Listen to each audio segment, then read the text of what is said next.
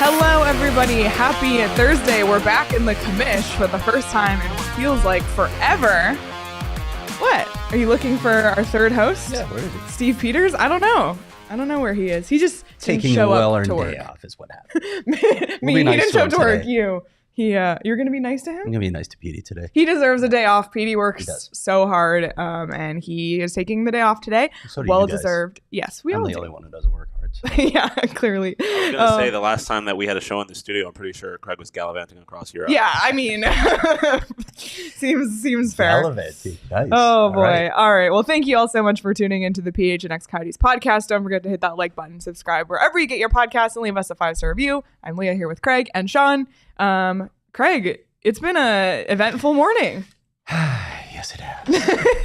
Let's get right into it. Let's not bury the lead on this one. Obviously, we have other fun stuff we're going to talk about today, but we just got to address this right off the bat. It's been the talk of Twitter, the talk of our Discord, and it's the fact that the Arizona Coyotes have placed forward Alex Galchenyuk on unconditional waivers for purposes of terminating his contract, and per the Coyotes PR tweet said, the club will have no further comment at this time. I think this was a little bit of a shock given that the Coyotes just signed Galchenyuk 12 days ago on July 1st. Craig, I'm throwing it right to you.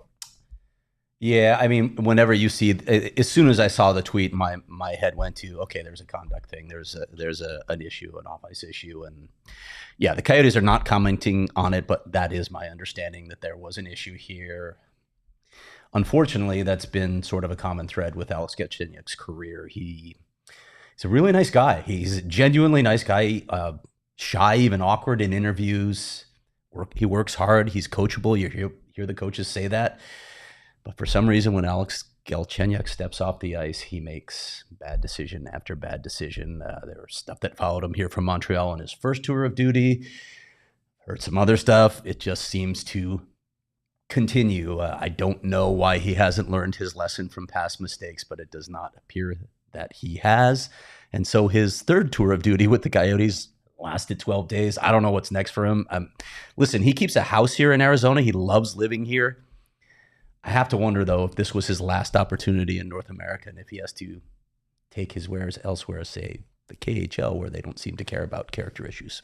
Yeah, I mean, it's pretty vague. We don't know anything more than what Craig just said, but whatever it was, enough for the Coyotes to, seek to get out of that situation. And for Galchenyuk, hopefully everything's okay with him, and you can wish him you hope the best. that, right? It's just hard to know. It's hard to say the right thing when you don't know the situation, but for the Coyotes, they clearly felt they had to make this move, and for Galchenyuk, maybe it'll be a wake up. Like, I just don't even know, because I don't want to imply anything. I don't know. And I mean, a wake-up call for a guy he should have had the wake-up call by now. So you have some sympathy for him. And I hope everything's okay in his life. But if it's just a bad decision again, then, the sympathy only goes so far. You got to learn from your mistakes. You got to grow up.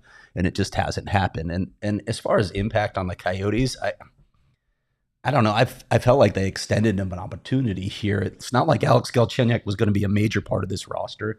Probably like an extra forward at best. We asked Steve Potvin about him yesterday on the show. Probably a guy that was going to be in the NHL. So it's not like this impacts the organization much, if at all, to be honest. This was an extra body is what it was. Well, now he is moving on, looking for some other form of work. Yeah, it's too bad, because if he were going to have an opportunity anywhere, like, this would have been a good place for him. Loves living here. Yep. So we'll have to see like many NHL players, as Jason Demers told us. Yep. Many NHL players love living here. Yep. We'll have to see what comes next for him. If there's anything new to come out of this, of course, we will talk about it on our show. And Craig, I'm sure, will tweet about it as well. But that's all we have to say on the matter today. So we will move on from that for now. Well, I'm going to put on my glasses now because it's time to get down to work here. All right. So here's the situation. If you clicked on this video or this podcast, you might have seen it's Throwback Thursday. And this is a new segment we are debuting for the summer, in which we are going to go back to a random year, not random, curated, picked out, but random year. And we're going to try and redraft some first rounds. And there's some really interesting drafts out there, but the 2003 draft is, I think, historically widely regarded as one of the deepest drafts in NHL. Probably the best of this millennium, yeah. Yeah, and I think names in it, it's just It's crazy. And it's funny because you look at the 2023 draft that we just had, and a lot of people kind of reference 2003 in the same breath, like that same level of depth. The irony is both of those drafts were in Nashville. So weird how things come full circle, but we're going to, Craig, first of all, the whole idea is that Craig and I are going to work together and we're going to do this redraft. And Craig comes in like thinking we're competing against each other and ready to throw me under the bus. But that's not what's happening. Okay. I mean, we might argue a little.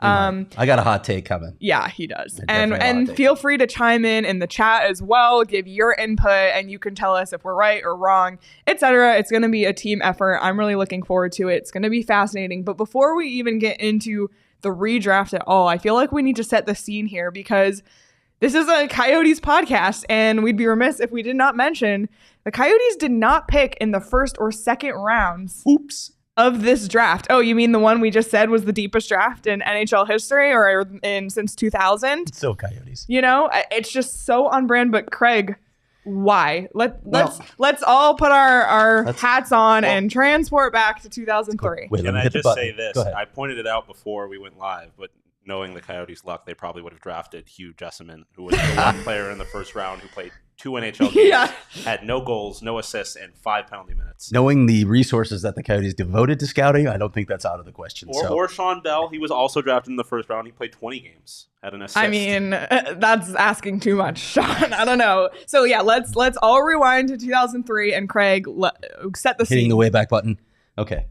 Here's why the Coyotes didn't have a 1st or 2nd round pick. First of all, in the summer of 2001, in August, right when he took over as general manager of the club, Mike Barnett, who had been Wayne Gretzky's agent, you remember the whole fog, Friends of Gretzky, who got hired shortly after Wayne Gretzky came aboard here in Arizona. Well, he acquired Damon Lenko from the Philadelphia Flyers for a 2022 2nd round pick, which didn't come out. 2002? 2002, yes, sorry. And 2003 1st round pick. Do you want me to tell who that became at this point? Sure. That pick became Jeff Carter for the Philadelphia Flyers. So, oops, ouch. He's still playing. Listen, I want to make a couple of things clear here. In the summer of 2001, it's hard to know what's coming in the 2003 draft. It's hard to judge 16-year-olds. It became clear a little later that this was going to be a talent-rich draft. A lot of scouts were talking about it. I guess my issue with the Coyotes, and I know they were trying to make some moves, is you should have tried like hell to get back into the 1st round of this draft because this was a landmark draft.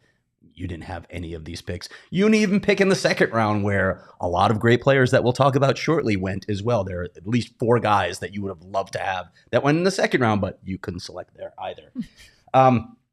Damon Lenko was a good player for the Coyotes. I could probably go to the 2003 draft and find at least 15 players that I'd pick ahead of him, but he was a good player for the Coyotes. He's a part of that 2012 run to the Western Conference Finals. So let's not throw too much shade on Damon Lenko. He did good things here. It's just you had the chance to get a really, really good player in such a deep draft, and you didn't even have a pick. In the 2nd round, this is the one that blows Petey away when we talk about it. And granted, it's a 2nd round, but still, as I mentioned, there were players to be had. The Coyotes acquired defenseman Brad Ferentz, who from Florida, for Darcy Hordichuk and this 2003 2nd round pick. This is number 41. Let me list a few of the players that went after number 41 that the Coyotes could have had. Patrice Bergeron. Oh, no. Shea Weber. Oh, no. Corey Crawford. Oh, no. And David Backes. So there you go. But the Coyotes couldn't select any of them either because they did not have a 1st or 2nd round pick. So how'd they do in the rest of the draft, Leah? So, you think sometimes you can get lucky in rounds 3 through, I think find a player, 3 through 9, because there were still 9 rounds back then. So I did a little digging to 2003, and I looked back at the 1, 2, 3, 4, 5, 6, 7, 8 picks. 8 picks the Coyotes still had in 2003. You looking at Hockey DB or where are you looking? I love Hockey DB because you can see the games played, goals, but there's a lot of blank spaces. Yeah. So these are their names. And chat, please chime in if you've ever heard of them. Tyler Redenbach, drafted in 3rd round, 77th overall. 3rd round, 80th overall. Dmitry Peshchanov. Wow. Round 4, 115 overall. Liam Lindstrom. Not Nicholas. Not Nicholas Lidstrom. Liam Lindstrom. Not Liam Neeson either. No. Would have taken over that guy. Round 6, pick 178, Ryan Gibbons. Round 7, pick 208, Randall Gelich. Round 8, pick 242, Edward Lewandowski. Round 9, pick 272, Sean Sullivan. And round 9, pick 290, Loic Burkhalter. 9 rounds, by the way, back then. Yeah. 9 rounds of the draft. So you still had 7 rounds to find a guy. So among those 8 guys that I just mentioned, how many NHL games between all of them? None. 0. 0. Are you games. kidding? Why is this the most Coyotes thing to ever happen? Yeah. Trading out of the first 2 rounds of the deepest draft ever. And then when they actually have quite a few picks, like even if they just hit on one of those, you can call it a success. Find a way to move up. Just do something or do to something. Get into those 2 rounds. 0 games played. Are you kidding me? It's just so classic. It's just so classic. Yeah, did not usher in the Mike Barnett era with a bang. It did not. And let's be honest. I talk to Mike all the time. Great guy. His tenure as a GM was not terribly successful here. Tim said only 3 of 8 even have a photo on Hockey TV. Only 3 of 8 even rang a bell when you read their names for me. So. 0 of 8 rang a bell for me. So yeah, it's just tragic. And the knife is going to be twisted even further when we start to go through the guys who were available and the guys who even dropped as far as they did. Some of them who were going to probably redraft into round 1. But do you have any other comments on the scene setting before we actually move it? By the way, like Craig literally brought a notepad. Like Craig, this is a team effort. Yeah, so I've been told. Yeah, he brought pen and paper. That's how you know it's serious. But you guys made me play cornhole, so now I'm in a competitive mood, and now you tell me I can't be competitive with something that I actually care about. I mean, like cornhole. You can still compete against my opinions. Yeah, we'll definitely do that, and I want you to weigh in too, Sean, when you feel free. We're missing PD anyway, who is always opinionated, so we'll need someone to fill the void. All right. If you're just tuning in and you're wondering about Galchenyuk, rewind to the first 5 minutes of our show. We addressed it right off the top. All right. We're going to get into our redrafts. Tim, who names their kid Loic? I don't know. We're going to get into it. Before we do, so PD's not here. It's a fair question from Tim, though. I know. It's a fair question. I know. So PD's not here, but he really needs to kick up his feet. He needs to relax. We all know PD can be a little stressed sometimes. And something he tried this week that he literally texted me about that has been so great for him is Wink, Craig. He tried out Wink and he said it just makes him feel so chill and so relaxed. And I know you also checked out Wink. So what, do you have any thoughts? Have you tried it yet? Tried the black cherry. Did you like it? I did, actually. How did it make you feel? And I'll be honest, I'm not a seltzer guy. So I was like, okay, it's a seltzer. I'm probably not. It was pretty good. Yeah. So yeah. Yeah. So far, everyone who's tried it has absolutely loved it. Wink is a seltzer with a wink of THC. How about that? And how high will it get you? Just a wink. It's the perfect THC CBD balance because there's an equal dose of CBD, and CBD is like THC's laid back friend who keeps the party from going off the rails. I like to say it's like me hosting this show. One of you is THC and one of you is CBD. And Wink is made in-house. So check out Wink. It's amazing.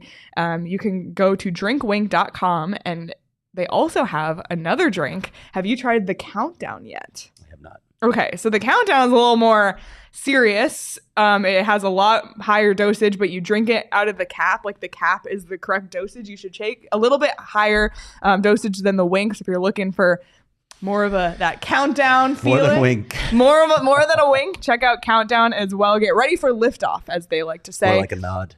So you can check out drinkwink.com, and Wink is spelled WYNK, and countdowndrink.com to utilize their drink finder to locate a store near you. You can also order directly online, Wink only, and only the 2.5 milligram cans. So be sure to check it out and let us know your thoughts. PD is really excited to talk about his experience with it next week when he is back on the show. So obviously we're big fans of Wink. We're also big fans of OGs. I know Craig and Sean especially. I think we're PD's almost there. Wink is his gateway into OGs.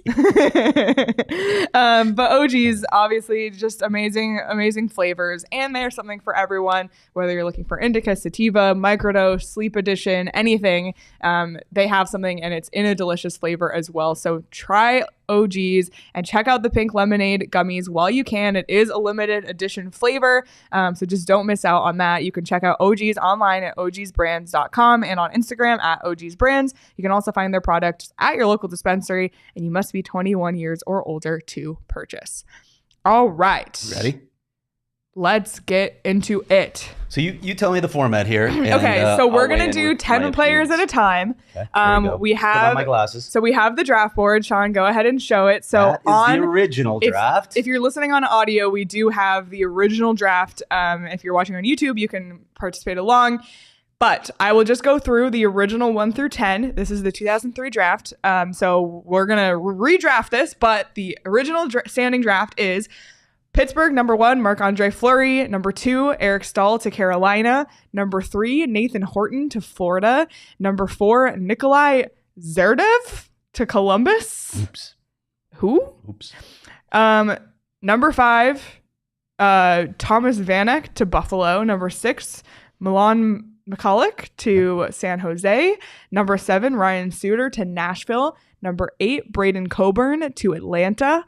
Number 9, Dion Phaneuf to Calgary. And number 10, Andre Kostitsyn. Andre Kostitsyn, who we all know loves Scottsdale. To Montreal. So that's 1 through 10. And I don't know if any of these 10 players are going to make our redraft for 1 through 10. Maybe one of them will. Maybe 2. Craig? Are we starting? Are we going? Let's get right into it. We're going to collaborate on this. We're going to collaborate. Well, who do you think belongs at the top of this list? Patrice Bergeron. Me too. I think this is the one that we... And somebody already predicted it. Yeah. I think... Oh my God. By the way, side note, Eric Olson in the chat just said Tyler Redenbach, Arizona Sundogs legend. So he did make it to Arizona after all. Yeah. I think Patrice Bergeron, Craig, this is a no-brainer. And the craziest part of this whole thing is Patrice Bergeron was drafted in the 2nd round, 45th overall. So he just jumped up 44 spots in our redraft. I love stories like that, and they become fewer and fewer as the years have gone on, and scouting has become a much better science. Still an inexact science. I mean, you look way back at guys like Pavel Datsyuk and Henrik Zetterberg, who went really late in the draft. You're like, how could that even happen? It's insane to think about that. But Patrice Bergeron, to me, with all that he's accomplished, I think he's 2nd in points anyway in this draft. And then when you consider that he's should have the Defensive Forward of the Year named after him, the trophy, and his leadership qualities that he brought to Boston, I think it's a no-brainer that he's number 1 overall. Yep. All right. Number 2, Carolina. What do you think, Craig? I still have Eric Staal there, actually. Yeah. He's had a good career. Some interesting, choices. That's all we'll say on that. I'll say about that. But in terms of, again, this is a two-way player too, right? He's put up a lot of points. He has the most points of any player in this draft at 1,063. Also a very good defensive forward. Carolina won a cup. There's a lot there to like about Eric Staal. There's some things not to like, but on ice. Yeah, on ice, I'd still keep him at number 2. Yeah, I agree. When you look at the total points among this draft class, Eric Staal leads the list with 1,063 points. So he's even ahead of Patrice Bergeron. Obviously, Patrice Bergeron, there's more to his game, but I agree with you that Eric Staal deserves to stick at pick number 2 here. All right. Now we're going to move on to Florida. It ain't going to be Nathan Horton. It's not Nathan Horton. I'm sorry, Nathan. It's not you. Craig, who do you have at 3? I have Ryan Getzlaf here, and I watched Ryan Getzlaf play for his prime years when he was just a force in middle ice. They won a cup with him in Anaheim. His decline was a little more rapid than I expected as a player, but when he was in his prime, he was spectacular, and he is actually, I think he's 3rd overall in points in this draft with 1,019. He was another big two-way center. The Pacific Division, when the Coyotes were making their runs, was littered with these types of forwards. Andrei Kopitar was in Los Angeles. The Coyotes had Marty Hanzal to try and combat those guys. There are a bunch of these guys around the league. But this guy was just an absolute force when he was in his prime. So I have him number 3. What do you have? So I was between him and, as Brady mentioned, Pavelski. I think Pavelski will earn his place in our top 10 for sure. No doubt. It's a tough one to consider. I also, like, the one thing I cannot bring to this conversation is I don't remember the landscape of the league in 2003. I don't know, what Florida had in their repertoire at that time. I was 7 years old. There's my They should weekly. have taken a big center because there were a bunch of them in this draft. Yeah. And like I mentioned, San Jose had Joe Thornton too. So there were huge centers in this division. Yeah, but so for a time, he was the best of them. I'm down with Ryan Getzlaf. I'm fine with that. So we can put Ryan Getzlaf at number 3. And he, of course, moves up from pick 19 in this draft. So It'll start getting interesting now, Yep. as it always does after the top 3. Yep. So, all right, let's move on to pick 4, which belongs to the Columbus Blue Jackets. And I'm so sorry, Nikolai Zerdev. You are not a Columbus Blue Jacket. You are not anything in the first round. I want Aaron Porcelain to do a catching up with Nikolai Zerdev. I have no idea where this guy is now. Okay, the Watts brings up a good question, which we'll address. But my only question is filling the needs of the team, or are we just going for best redrafting? Best redraft. player available, Yes. which is what all teams will tell you they do anyway. Yep. So. Yep. All right, let's do number 4. Craig, is this where you're putting Joe Pavelski? It is not. Listen.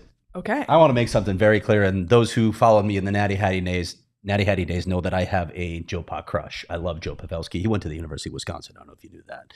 I'm also a Badger, so I have a love for Joe Pavelski. But Joe Pavelski's a winger, okay? And there were 2 very impactful defensemen in this draft, and that's who I have in the next 2 spots. And in this spot right now, I have Coyotes legend Shea Weber.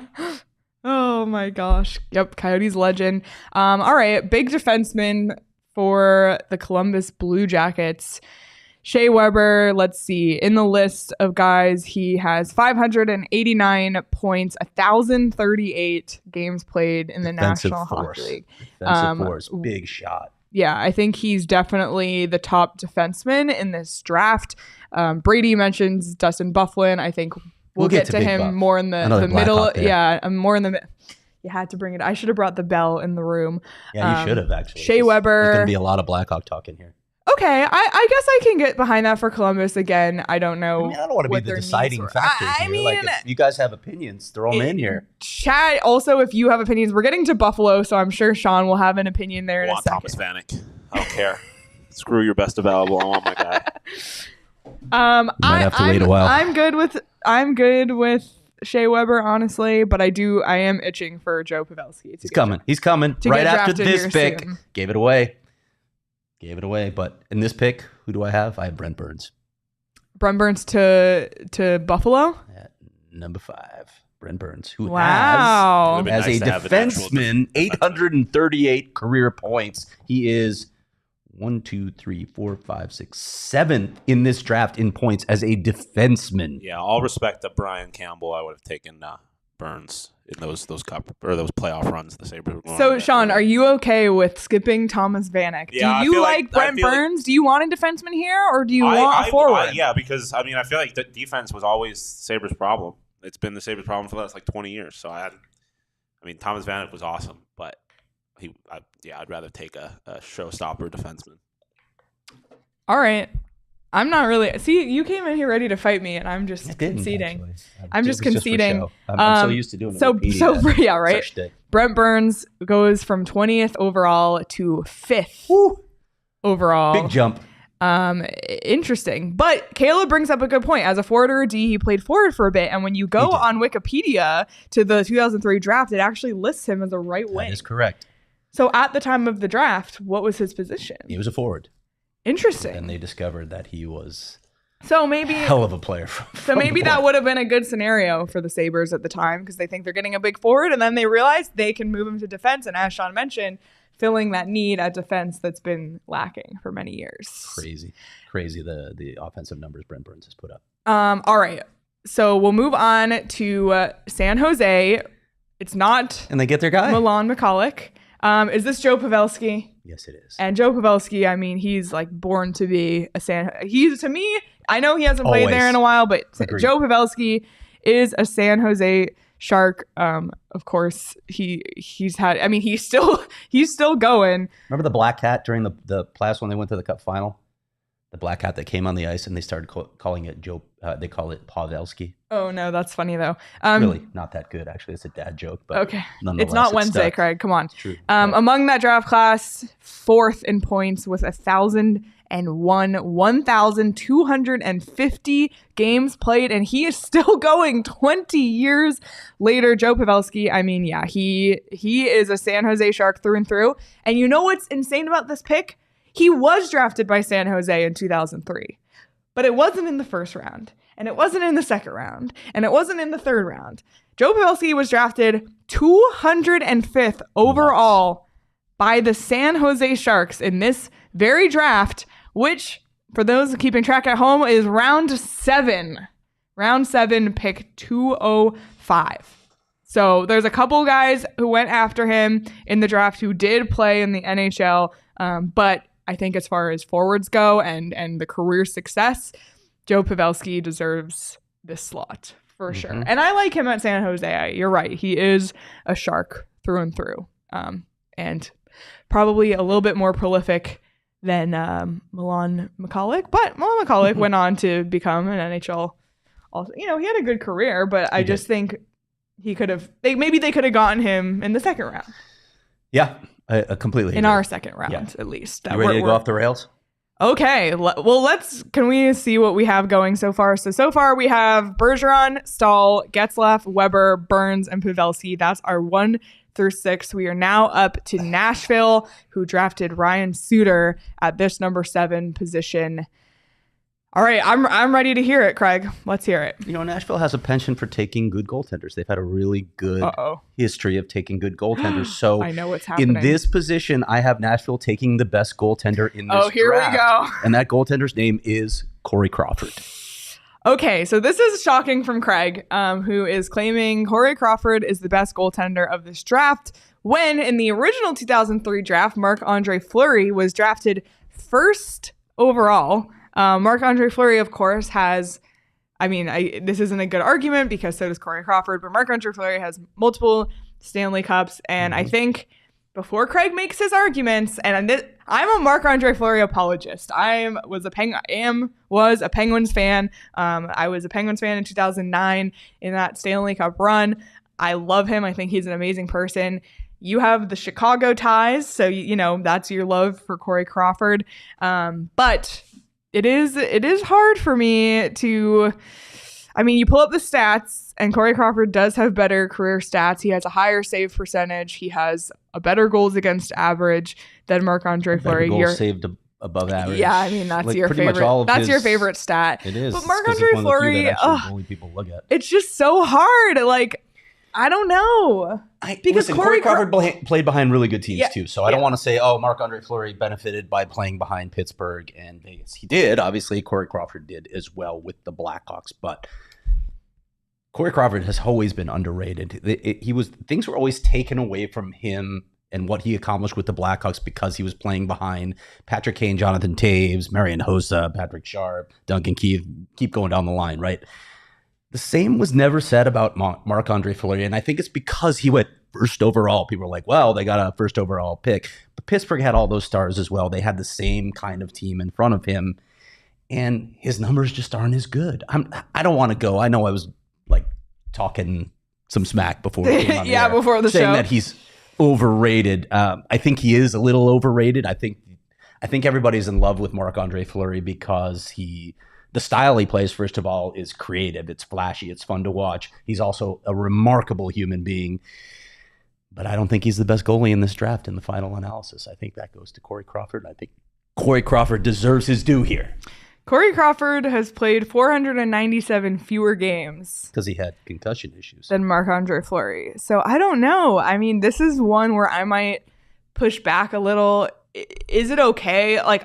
Granted, Marc-Andre Fleury went 1st overall. So yes, a goalie went in the top 10 this year. But when we look at this class, do you still want to take a goalie in the top 10 when there's players like, let's see who's still available. You got Corey Perry, you got Zach Parise, you got Brent Seabrook, Dion Phaneuf. There's Ryan still Suter, some Jeff Carter. There's some players still available. Also, like to me, and I know he went on to jump around a bit, but Ryan Suter in his prime, I mean, he's a predator on a team that has, prided themselves in their defense over the years as well, much like their goaltending. I'm curious for the chat's take. It seems like people are upset about your Crawford pick here, especially because of the connection to the Blackhawks. But let's remember, this is before all of that. Career 238 goals against average and 918 save percentage in the postseason. Biz was in this draft, but no, we're not taking Biz here. I don't think Biz cracks the first round. Sorry, Biz. Sean, do you have any opinion? Like, do you feel like it's too high for a goalie? Should we go out of the box? Like, what do you think? I mean, it's tough because both, like you said, both of these goalies were on terrific teams, so it's really hard to know whether or not that Corey Crawford would have been half the goalie he was in Nashville. I don't know. I mean, I feel like goalies are like running backs, unless it's a clear like franchise-changing player, that I would generally stay away from them. But it seems like you are deciding between two goalies. Well, not necessarily. Graham, you want to put someone else in? Graham also said that Flower has more wins. He has also played more games. Yeah, I don't care about wins. Wins is the most overrated stat for a goaltender out there. People are like, "Well, did he win the game?" Like, come on. It's a team game when you're talking about wins. It's such an overrated stat. Yeah, get out of here. Get out of here, Golden Canuck. Get out of here. The fact that a 5-0 shutout and winning like 6-5 it's the same thing. Exactly. And one of the goalies sucked and one of them was really good. I don't know. You guys can overrule me here. You haven't overruled me yet. I know. I have a general aversion to the Pittsburgh Penguins, so wow. I would, just for biased reasons, lean toward Corey Crawford. But it could be another player. I mean, do you keep Ryan Suter here? He has the second most games played from the 2003 draft class. Yeah, he's a terrific player. I mean, he's coming really soon for me anyway. Yeah, and hindsight's 2020, but Nashville had their goalie situation figured out as the years went on. Yeah, so. And they got a lot of good defensemen too. So I mean, you want to put Ryan Suter there? I don't know. I think I might want to overrule fist you. Down, Leah. Overrule me. Can I interest anybody in 911 games played, 148th overall, St. Francis High School graduate Lee Stempniak? Not yet. Not yet. No, not yet. Friend of the program. Friend of the program. Yeah. I think I want to keep Ryan Suter here. Ryan Suter goes at number 7. There it is. You can fight with us online about it later. We're going to keep Ryan Suter. I just can't stomach a goalie in the you guys top both 10. seem to think maybe not in top 10 here, right? Is that the feel that I'm getting? I'm That's feeling fine. not a goalie in the top 10. I'm cool with that. We'll come to blows if you put MAF above Corey Crawford. I'm okay with Corey Crawford and Marc-Andre Fleury going in the first round. Right. But I just don't think yet. We're taking a long damn time. Yeah, let's get moving. All right. Number 8, Atlanta, Braden Coburn. I'm sorry, it's not going to be you, buddy. Who do you have at number 8? Why don't you go first? What do you have? I didn't pre-make a list. Okay, let's go. Let's see who we have available. Dustin Brown, vomit. No. Let's see. Jeff Carter, Zach Parise, Brent Seabrook. See, to me, Dion it's between Phaneuf. 3 players: Corey Perry, Zach Parise, and Jeff Carter. Take your pick between one of those guys. All very impactful players. Parise obviously fell off later in his career, but was a very impactful player early on. Jeff Carter was a really good center for a very long time, but often didn't play in that number 1 slot, though. He when he played in LA, he got to play behind Andrzej Kopitar, but still a very good player. I don't know. What do you think? Give me Corey Perry. Corey Perry. That's who I had, actually. Okay. All right. Let's do Corey Perry. I think he would have been good in Atlanta. And then Winnipeg. Winnipeg. All right. Let's move on to number 9. Calgary drafted Dion Phaneuf in this role. I mean, Dion Phaneuf had a good career. Early on. Yeah, I mean, he definitely had his peak, but he still played 1,048 NHL games. I think a lot of teams just kept trying with Dion Phaneuf. Can he recapture what he was earlier? Oh, no, he can't. Oh, in fact, wow. Oh, wow. But I don't remember how was Dion Phaneuf on the Flames at the time? He was really good early. Okay. He was really good early, but did not sustain. So are you switching this pick to someone else? Okay. Definitely. The other two guys that we mentioned, and you guys can decide order here. I think if we're going to keep a goalie out of the top 10, we have to have Jeff Carter and Zach Parise. We got Zach Parise. Oh, well, Sean just went ahead and... That was me. I mean, Sean just made the call. The people can't see that. So you know what? So to finish out the top 10, because we're moving very slowly, throw Jeff Carter in the 10 spot, and we'll be done with our All right, Jeff Carter, you are a Montreal Canadian. Zach Parise, you are a Calgary Flame. And there it is. Sorry, Andre Kostitsyn, and sorry, Dion Phaneuf. There is still hope yet for you. So our new top 10 is Patrice Bergeron, Eric Stahl, Ryan Getzlaf, Shea Weber, Brent Burns, Joe Pavelski, Ryan Suter, Corey Perry, Zach Parise, and Jeff Carter. So far, only 2 players have stuck in their original spots, Eric Stahl and Ryan Suter. All right, we're going to try and move quicker. Got some ad reads. Yeah, but before we do that, I need a freaking drink from Circle K. I came in here, I'm not going to lie, a little bit of a headache. Not fully on my game. I need some hydration. I might swing by. There's a Circle K like down the street. Explains the Marc-Andre Fleury take. There's a Circle K down the street. There's a Circle K down the street from you, I guarantee, because Circle Ks are everywhere. And walking distance from my house. Really? Seriously. Yeah, even in the summer? Walking distance? Okay. Yeah. Half a mile. Yeah, it's amazing. They're everywhere. They're so reliable. Try and see if you can find Sean on your screen at the pump and go inside, get a Polar Pop. Nice. Get a snack and make sure you're not missing out on all this great stuff. Right now, you can text PHNX to 31310 to join their SMS subscriber club and get a buy one, get one free offer on 32-ounce Polar Pops. Head to circlek.com/store-locator to find Circle K's near you. And if you're going to make the walk to Circle K, Craig, make sure you have your Shady Rays because it is bright out there. You got to protect your eyes. And you know what I haven't mentioned about Shady Rays? They have polarized sunglasses. Like, polarized is the way to go. So make sure you do that. They have amazing styles at amazing prices. And if you don't love your Shady Rays, you can return or exchange free in the first 30 days. So check it out. I mean, Shady Rays, they're basically, they want you to have their glasses so bad that they're giving you an amazing offer right now exclusively for our listeners. Shady Rays is giving out their best deal of the season. Go to shadyrays.com and use code PHNX for 50% off 2 or more pairs of polarized sunglasses. Like, what a freaking deal. Sunglasses can be so expensive these days, but not Shady Rays. They have style and they're just amazing. So try for yourself the shades rated 5 stars by over 250,000 people. Polarized sunglasses are cool again? I'm just checking on that because I don't know cool anymore. It's not even cool. It's just like a feature that makes... So people don't even care about cool anymore. It's just functional, which I like. I'm not going to lie. I don't know what polarized means. Okay. Right, so, like, Sean's kind of a barometer for me to know if I can go back to, like, the 70s look when guys wear those polarized. Oh, I mean, you can rock anything. It's funny. That's transition, not polarized. That's transition. Okay. That's a different I don't even know terms. Yeah. That's a different conversation. Yeah. Okay. So polarized is? It's basically like, instead of different parts of the lens being different, like shade, it's like all together. That was a really bad description. Yeah, the transition lenses, I know what you're talking about. I don't know if those are cool. Yeah. I don't think those are. They were cool in the 70s and haven't made a resurgence. Yeah. So I'm guessing they seem 50 some years later, that's not going to happen. Yeah, they seem convenient, but I don't. Okay. Definitely convenient. That's the thing. Like, it makes sense, but... So, on polarized sunglasses, the filter creates vertical openings for light. Only light rays that approach your eyes vertically can fit through the openings. The lenses block all the horizontal light, waves bouncing off a smooth pond or shiny car hood, for instance. Well, that's kind of cool. Yeah, it's better for your eyes. All right. Thank you for explaining that. Let's get in picks 11 through 20, and we'll try to move a little quicker maybe now that we're in the middle. The original draft... I need a pen. I'm going off screen while you're... Was... Jeff Carter, 11 to Philadelphia, would have been the Coyotes pick, of course. Number 12, the Rangers, Hugh Jessamine. 2 games played, baby.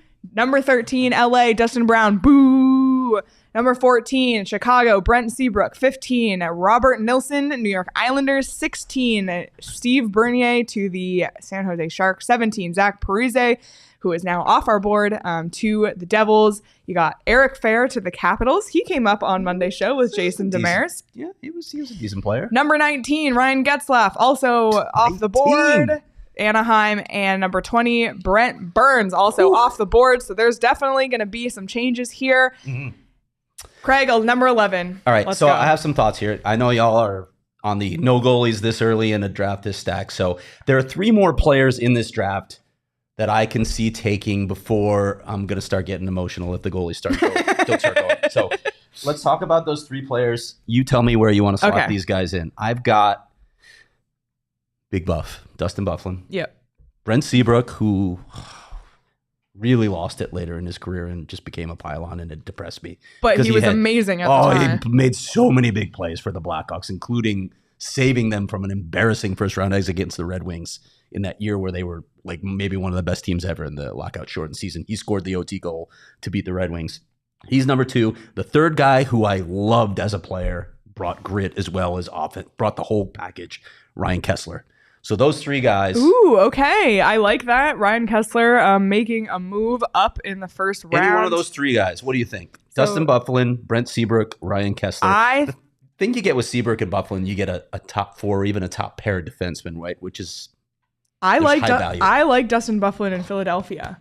I think Philadelphia, the Broad Street Bullies, the big guy, tough. I like Dustin Byfuglien to Philadelphia at number 11. And this makes me relive after the 2010 Stanley Cup for the Blackhawks when they failed to qualify as 3 RFAs, and they had to cut ties with Dustin Byfuglien, Andrew Ladd, and Chris Versteeg.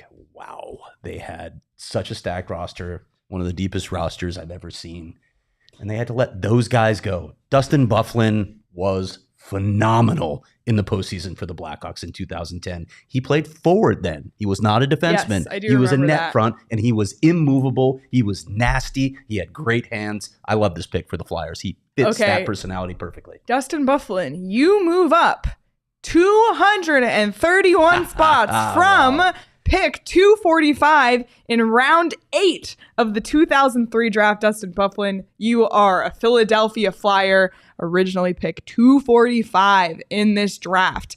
Let's move to New York. Who are the other 2 guys still on your board? You want to do this in order since it's a top pair of defensemen, Brent Seabrook and then Ryan Kesler for the next 2 picks? Yeah, let's do that. I'm totally good with that. Let's put them in. So the Rangers, we have Brent Seabrook, who moves up from 14 to 12 to become a New York Ranger. And Ryan Kesler, you are an LA King. So Ryan Kesler moves up as well from, where was Ryan Kesler before? He was high. 23. Pick 23 to Vancouver. He moves up to pick 14 with LA. Ryan Kesler, you are an LA King. Would you like the Blackhawks to draft Corey Crawford here? I will allow it. I really would. Okay. I would like Corey Crawford to go 14 to the Blackhawks because all right. I will allow it. Corey didn't get his due. He was really, really good for them. All right. So Corey Crawford, he will stick with the Blackhawks, and he will be picked, though, at pick 14 instead of being picked at pick 52 in round 2 where he originally went. So Corey Crawford moves up. And then we might as well put the second best goaltender in this draft right behind him, Marc-Andre Fleury. Ooh, the Islanders. Okay. Sure. I mean, it's better than Robert Nielsen for the Islanders, maybe? Who Sure. did they draft? Who did the Robert Nielsen? What? Okay. Who is that? He's Swedish. Let's see. He 252 games played, 118 career points, 90 penalty minutes. He played some games with Edmonton. Sure. And he mostly played in the KHL, NLA, and Sweden. Last season in the NHL was 2019 or 2010. Yeah, 2009, 2010. Are you sure this is where we want Marc-Andre Fleury? Is there nowhere else here you can see him going? Oh, are you dying to put him in Canada? What's going on here? What's at play here? Because now Caleb is saying gotta be Brownie to the Isles. Dustin Brown on the New York Islanders? We're at the Sharks now, aren't we? Yeah, we can put him on the Sharks. I don't care. I don't care where Dustin Brown goes. I mean, all right, fine. No, I really don't care where you put Dustin Brown. Not a fan. Brady said, all those answers are incorrect. Yotes legend Louis Eriksson should go before all these guys. Brady, you are correct. Is the Renaissance back on? Because Caleb said, didn't the Isles have DiPietro at the time? They did, but another first overall goalie. That was a disaster. Maybe the worst first overall pick. Okay, we'll let the Islanders have Flower. Is it time to put Dustin? Is it Dustin Brown's time? Sure, go ahead. I mean, maybe you'll get a statue. I don't like Dustin Brown, so if this is this the next guy you had on your list? Okay, it is. Dustin Brown. He had a good career. Not a great career. Not sure. I don't think he's getting a statue in San Jose. Not sure if he should have a statue in LA. Just saying. I mean, is it a trophy or a statue? If you know, you know. Yeah. All right. Next up, we have the New Jersey Devils. This will be put him in Lauren Kuby Park, Nicholas said. Love it, Nicholas. 17. This is tough. So Parise is off our board, so we have to go off the board now. Let's see who we have available on this list. There's a couple guys that I look at here. Louis Eriksson. I'm not quite ready for Louis Eriksson. Thomas Vanek. I'm thinking Dion Phaneuf or David Backes. Oh, I forgot about Dion Phaneuf. Players. David Backes. I watched David Backes so much because the Blues played the Blackhawks so much. He was such an effective player. I'll never forget the time he got knocked out in the corner, and I think it was Duncan Keith that said "wakey, wakey" to him when he was down with a concussion, which was not one of Duncan Keith's best moments. But David Backes was a really good center. That's a premium position, but then so is defense. And as we established earlier, Dion Phaneuf was really effective earlier in his career. Terrific player, just didn't sustain for a variety of reasons. So what do you think? Let's do Dion Phaneuf to New Jersey, and let's do David Backes to Washington. All right.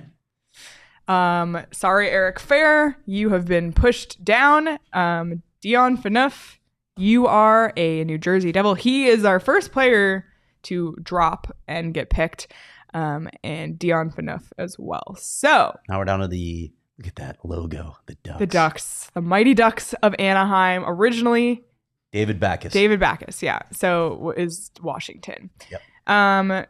So originally Ryan Getzlaf, which he is off the board, so we are going to have to go off our board as well. I'm ready for him, DP. I'm ready for him. Thomas Vanek? I'm ready for Thomas Vanek. All right. It's time. Thomas Vanek has dropped down to pick 19. Anaheim. Wow, this completely would have changed the trajectory of history. The draft. Yep. No, I wasn't affirming that. I was like, oh, really? And in the 20th spot, and this fits given the Nordic makeup of Minnesota, Coyotes legend, Louis Eriksson. Yay, Louis! King Louis! Wow. It's just so bizarre to me to picture Louis Eriksson in green. Like, to me, he is Vancouver. Yeah. So that's interesting. But he could fit. He could blend there in Minnesota. What? How? Because he's Nordic. Oh. There's a lot of Nordics in Minnesota. So Louis Eriksson jumps up into round 1 from round 2, originally pick 33. We are through 20 now. Oh, I said he looked weird in green. He was a Dallas Stars draft pick, so that's completely my bad. Again, I was 7 years old in 2003. There it is. There it is again. So we made it through picks 11 through 20. Let's recap our draft. We have 11, Dustin Byfuglien, 12, Brent Seabrook, 13, Ryan Kessler, 14, Corey Crawford, 15, Marc-Andre Fleury, 16, Dustin Brown, 17, Dion Phaneuf, 18, David Backes, 19, Thomas Vanek, and 20, Louis Eriksson. Legend. All right, Craig. It's the final. This is hard, right? This is where it gets hard. We got those names, by the way. Picks 21 through 30. So originally 21, Boston, Mark Stewart. Number 22, Edmonton, Marc-Antoine Pouliot. I think we're missing an L. Okay. I was like, 23, Ryan Kessler to Vancouver. 24, Mike Richards to Philly. 25, Anthony Stewart to Florida. 26, Brian Boyle to LA. 27, Jeff Tambellini to LA. 28, Corey Perry to Anaheim. Corey Perry at 28. The Ducks did well in this draft. 29, Patrick Eaves to Ottawa. And pick 30, Sean Bell to St. Louis. So I think there's going to be some big changes here. Picks 21 through 30. Craig, who you got at 21? I got Mike Richards. Going back to the center position, he had a pretty good career. He had a strong career. Mike Richards has good even though he made fun of the Coyotes a little later. Yeah, well, we won't hold that against him. I might just in the back of my head, but by the way, can we just say something? There's some really good goalies who came out of this draft, but I don't think any of them are first round goalies. What do you think? You got Jimmy Howard in this draft. You got, let's see who else. I would like to know, like Sean said earlier, what would Corey Crawford and Marc-Andre Fleury have done on average teams or just playoff bubble teams? Would they have still been this good? Crawford took a while to develop, but once he did, he clearly became their number one guy. He wasn't there for their first cup in 2010. That was Antti Niemi, if you remember, who faded quickly. Yeah. And that team, like I said, that 2010 team, although, I mean, the 2013 team in that strike-shortened season was as good a team as I've ever watched. They were just dominant. It was ridiculous. Yeah. But that 2010 team was so deep that was the classic example of you can win with average goaltending because they were that good. Yeah. So Jimmy Howard, Yaroslav Halak, and Brian Elliott were all goalies taken in this draft. I think those are round 2 picks if you go back. In my opinion, in my personal opinion, I don't think any more goalies should go in our first round.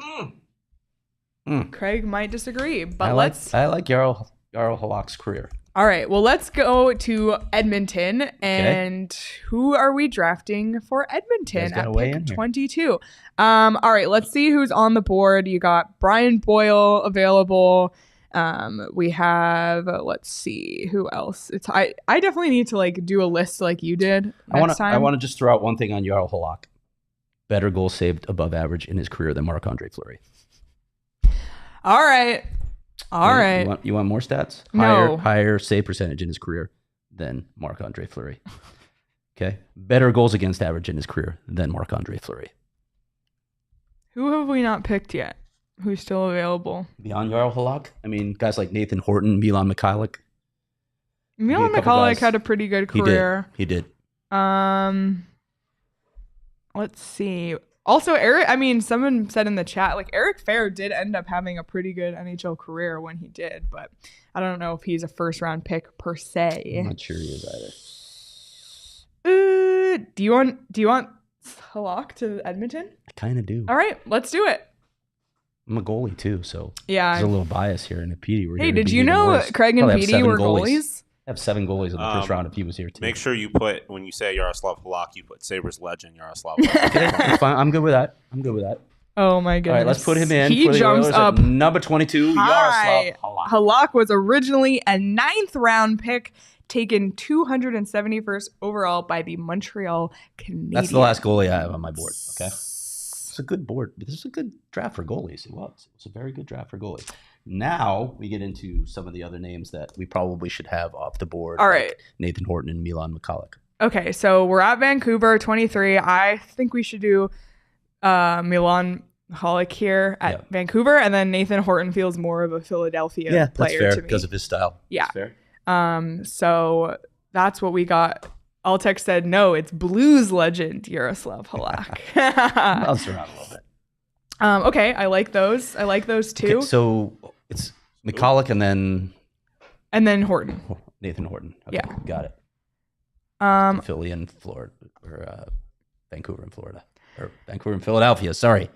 Now we're on Florida at 25, and can I jump in on this one? Sure. Who's the Coyotes director of player development? Lee Stepniak. Who is tied for second, the most NHL Cubs played for, and yet you look at his numbers. Who went to St. Francis High School? Oh, there it is.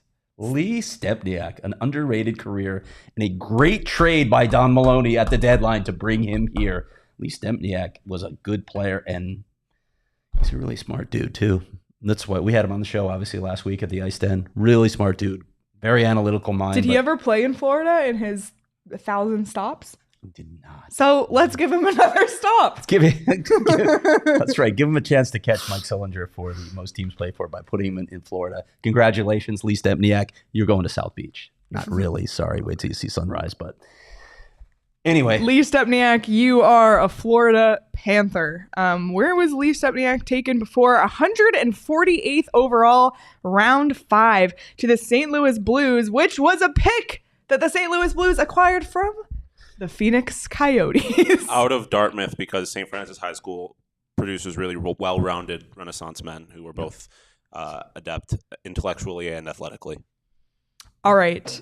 LA has 2 picks back to back here, 26 and 27. That was a side note. So I guess the order does not necessarily matter, but should Brian Boyle go here, do you think? Gotta go soon because he looks like you guys don't even know The Princess Bride, do you? You don't know the movie, do you? Yes. He looks like Inigo Montoya. Yeah, absolutely. He is Inigo Montoya. So let's put him there just for that reason. And he's actually 6. And it's LA, so it's Hollywood. It's perfect. Insult me and say you don't know Princess Bride. That's not one of the greatest movies of all time. I don't want to assume anything anymore. Brian Boyle. I say shit, you guys are like. Brian Boyle sticks at 26. We didn't even do that on purpose. He's in Hollywood, so yeah, perfect. He can be a stunt. All right, so Brian Boyle is one of our few picks to stick at his original spot. But all right, we're on to 27 now. Who is still available? We got to give some love to Tobias Enstrom here, don't we? Defenseman, had a really good career. Kind of feel like he deserves to be here, especially because of the position. It's a premium position. You get a top 4 defenseman in Tobias Enstrom. That's my vote. I just don't know enough about him. I feel like that was a little before my time. Oh, wow.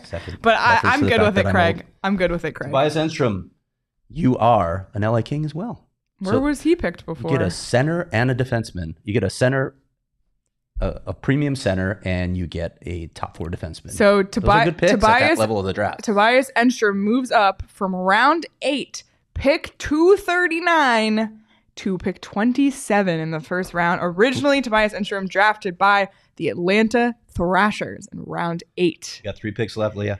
I'm just making sure we're not egregiously leaving anybody out. Caleb has been beating the Eric Fair drum in the chat. I'm not going to happen. Curious. You don't want him in the first round? No, he's not a first round player. All right. Take a look at his points. But who else is? How many points? Who else is there, Craig? I got some guys. Patrick Eves. I like Braden Coburn too. I thought he had a terrific career. Yeah. We do need to. Braden Coburn. I feel bad because we kind of wrote him off. He was the 8th overall pick in this draft, but he went on to have a good career.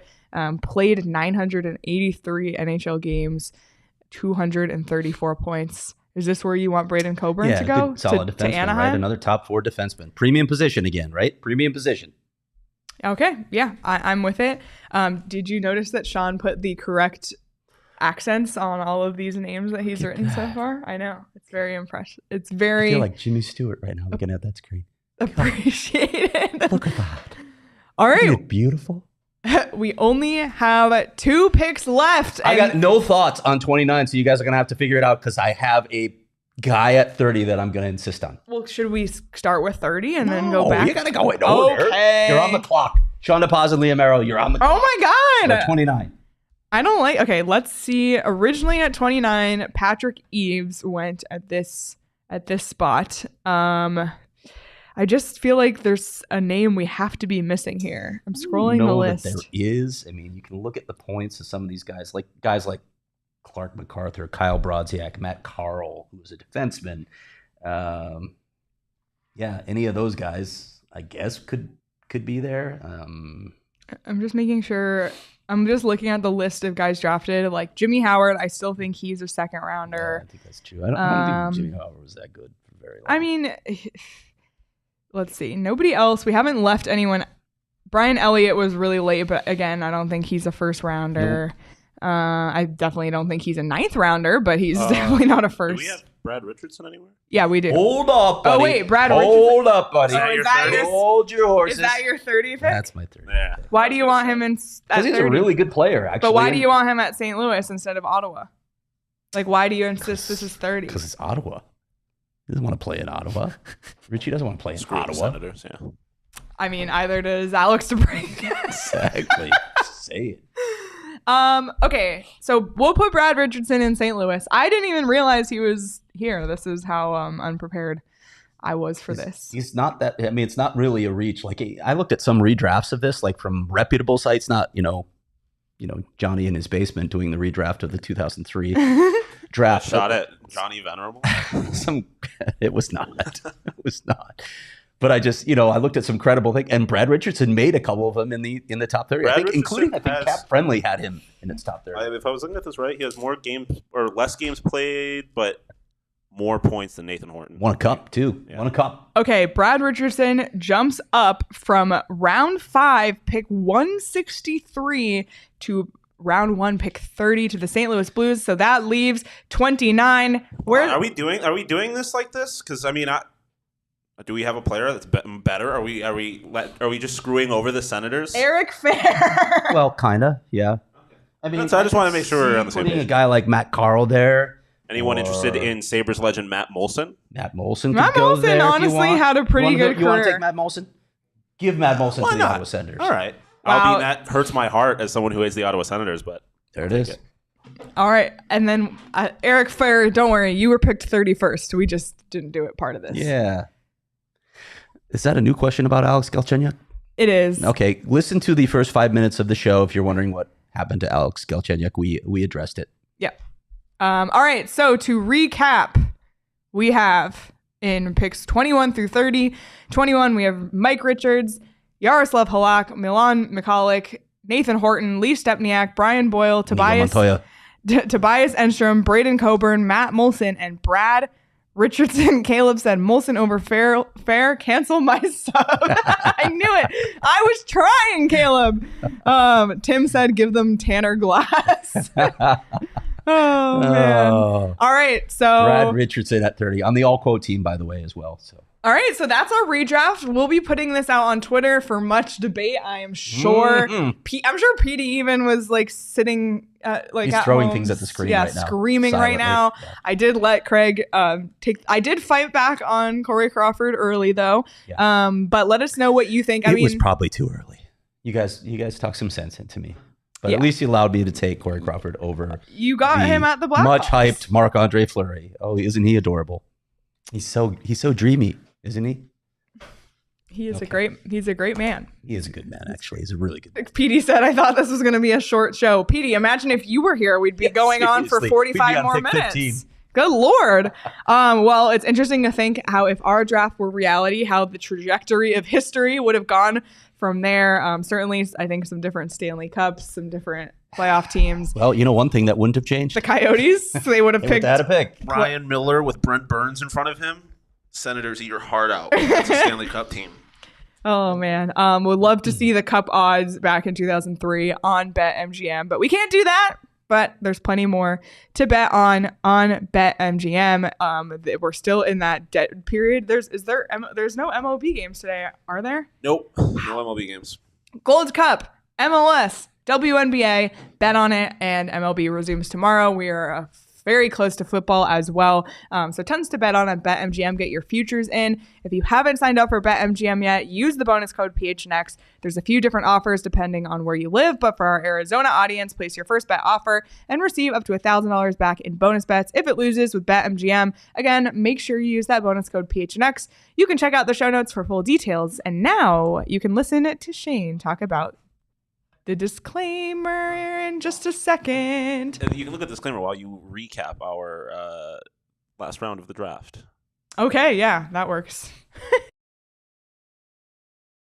BetMGM.com for terms and conditions. U.S. promotional offers not available in Washington, D.C., Mississippi, Nevada, New York, and Ontario. Gambling problem? Call 1-800-GAMBLER. Colorado, D.C., Illinois, Indiana, Louisiana, Maryland, Mississippi, New Jersey, Ohio, Pennsylvania, Tennessee, Virginia, West Virginia, Wyoming. Call 877-8-HOPE-NY or text HOPE-NY 467-369, New York. Call 1-800-NEXT-STEP, Arizona. 1-800-522-4700, Kansas, Nevada. 1-800-327-5050, Massachusetts. 1-800-BETS-OFF, Iowa. 1-800-270-7117 for confidential help, Michigan. Craig, that was a lot of fun. I feel like we need a 4-piece beer after that. I enjoyed that. We're going to continue to do some redrafts on Thursdays. If there's a particular year you want us to redraft, let us know. I saw Altex mention 2009, but we'll keep doing these throughout the summer. I think it's fun, and thank you to the chat for your participation as well. But 4 Peaks, I mean, it's the beer of the summer. It's the beer of every season, and you can buy 4 Peaks wherever you buy your beer. And if you haven't gone to the A Street Pub, check it out. They have all their beers on tap. They have extra ones that you might have never even seen in a store, and they have delicious food there as well. So check out 4 Peaks at 4 Peaks Brew or at 4 Peaks Pub to keep up with the latest at Arizona's hometown brewery. You must be 21 or older to drink 4 Peaks, and please drink responsibly. Sterling said, is it too late to join the show? Just got in. Sterling, you just missed it, buddy. I'm sorry, but that's why you can rewind back to the beginning or listen on audio later. But thanks for jumping on late. Seriously, you still made the Better effort. late than never. Appreciate Yeah, that, Sterling. Appreciate it. Anything else before we? No, we've gone on too long, as PD's reminded us. So. I enjoyed this, as Nicholas said. Love a good Throwback Thursday. Me too, Nicholas. Thank you all so much for tuning in. This has been a lot of fun, and we will be back live tomorrow at 11 a.m. for a Friday fun day. This felt like Friday actually. fun day energy. And PD's going to be here, so I mean, how much fun can it be? PD said, "Can we start over?" Oh boy. See you tomorrow, PD, at 11 a.m. Miss you, PD. In the meantime, you can follow us on Twitter at @SPetersHockey. You can follow me at Leah Merrill, Craig at Craig S. Morgan, Sean at Sean_DePaz. Follow the show at PHNX_Coyotes on Twitter, and be sure to subscribe to the PHNX Sports YouTube channel. Monday through Friday, live at 11. Write it in your calendar. Make it your lunch hour at work. Everybody, enjoy the rest of your Thursday, and we will see you all tomorrow.